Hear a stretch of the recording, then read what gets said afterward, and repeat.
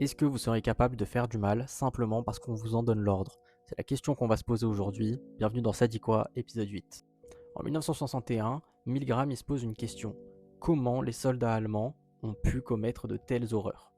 Imagine que tu participes à une expérience. On t'explique que le but c'est de voir le lien entre la douleur et la faculté à mémoriser plus facilement.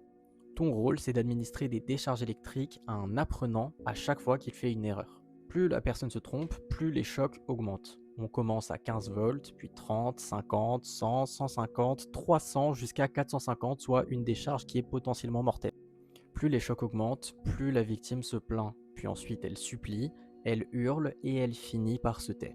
Mais tout au long de l'expérience, l'expérimentateur, sorte de figure scientifique qui est derrière toi et qui t'encourage, continue à t'ordonner d'aller plus loin et va même jusqu'à te glisser cette petite phrase: tu ne seras pas responsable de ce qu'il se passe. Et dans les faits, 65% des sujets vont jusqu'à infliger des souffrances maximales si on leur en donne l'ordre. Pourtant, c'est des gens tout à fait normaux, hein, comme vous et moi. Mais alors, pourquoi?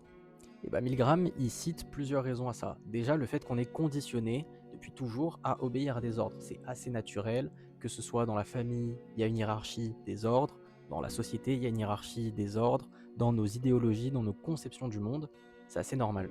Deuxième point, désobéir génère plus de stress qu'obéir à notre cerveau, et donc c'est l'option qu'il va choisir normalement, naturellement.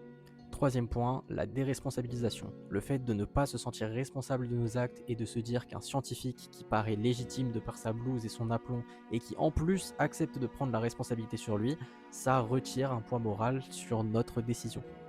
Et enfin, un autre point que Milgram cite parmi tant d'autres, c'est le fait que l'anxiété qu'on ressent à infliger cette douleur à autrui, ça nous rassure, ça nous convainc qu'on est un humain et qu'en réalité on n'est pas un monstre. Cette expérience elle est super importante parce qu'elle nous prouve que l'humain il a pas besoin d'être foncièrement mauvais pour faire le mal, il a juste besoin d'avoir le contexte adapté. Ça devrait tous nous permettre de remettre en question les règles, les lois et ce qu'on considère comme acceptable ou non dans nos sociétés et toujours conserver notre esprit critique face aux ordres qu'on subit. C'est tout pour moi, bisous la team.